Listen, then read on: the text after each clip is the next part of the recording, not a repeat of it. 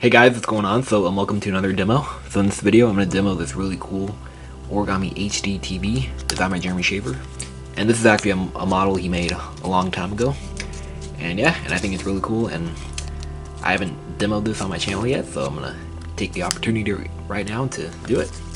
Yep, so it's an Origami HDTV, and it's got a nice screen, and yep. And here's what the back looks like. And it's even got a nice stand, and you can see, and it stands just like that. And one thing cool about it, that you can actually use it as a shovel. Yep.